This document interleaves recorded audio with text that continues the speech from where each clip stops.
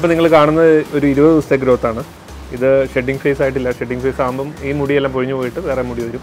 അപ്പോഴാണ് നമുക്ക് ഇതിൻ്റെ ഒരു പ്രോപ്പർ ഗ്രോത്ത് മനസ്സിലാക്കാൻ പറ്റുള്ളൂ. എനിക്കൊരു 100% സജസ്റ്റ് ചെയ്യാൻ പറ്റുന്ന ഒരു സ്ഥാപനമാണ് ക്യൂട്ടീസ് ഇൻ്റർനാഷണൽ. അവരുടെ ഡീലിങ്സ് ഒക്കെ വളരെ പ്രൊഫഷണലാണ്.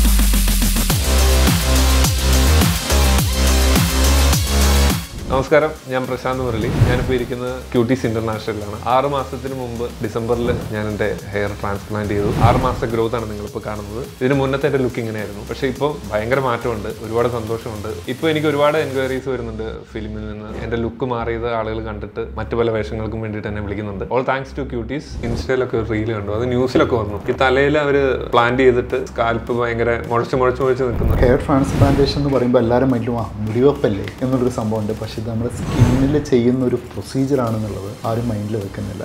കാരണം അത് ചെയ്യുന്നതിന് മുമ്പ് നിങ്ങൾക്കിത് പറ്റുന്നതാണോ എന്നുള്ള കുറേ ടെസ്റ്റുകളെല്ലാം ചെയ്ത് നോക്കി എല്ലാം ഓക്കെ ആണെങ്കിൽ മാത്രം അതിൻ്റെ ടെസ്റ്റ് ഡോസുകൾ കൊടുത്ത് അതും ഓക്കെ ആണെങ്കിൽ മാത്രമേ ഈ പ്രൊസീജിയറിലേക്ക് മൂവ് ചെയ്യാൻ പാടുള്ളൂ. ഒന്ന്. രണ്ടാമത്തെ കാര്യം, എന്ത് പ്രൊസീജിയർ ചെയ്യുകയാണെങ്കിലും അതിൻ്റെ ടെക്നിക്കൽ ടീം മാത്രം പോരാ. ഇതൊരു സ്കിൻ പ്രൊസീജിയർ ആണെങ്കിൽ അവിടെ ഒരു ഡെർമറ്റോളജി മസ്റ്റാണ്. ഒരു ഡെർമാറ്റിക് ക്ലിനിക്കിൽ മാത്രമേ ഈ ഒരു ഹെയർ ട്രാൻസ്പ്ലാന്റേഷൻ ആയിക്കോട്ടെ ഇനി സ്കിൻ പ്രൊസീജിയർ നമ്മളെപ്പോഴും പ്ലാൻ ചെയ്യാൻ പാടുള്ളൂ. ആക്ച്വലി ഞാൻ ഇതിനു മുമ്പ് കൊടുത്തിട്ടുള്ള വീഡിയോ നിങ്ങൾ കണ്ടിട്ടുണ്ടാവും. അത് ഞാൻ കൊടുക്കണമെന്ന് ആലോചിച്ചതല്ല, ഹെയർ ട്രാൻസ്പ്ലാന്റ് ചെയ്യുന്നതിൻ്റെ പേഴ്സണൽ കാര്യം മാത്രമായിട്ടാണ് ഞാൻ കണ്ടത്. ഇതിൻ്റെ ഒരു റിസൾട്ടും ഇവിടുത്തെ ഒരു എക്സ്പീരിയൻസും എല്ലാവരും അറിയണമെന്ന് എനിക്ക് തോന്നി. If you plan to do this, go for it. Cuties is the best.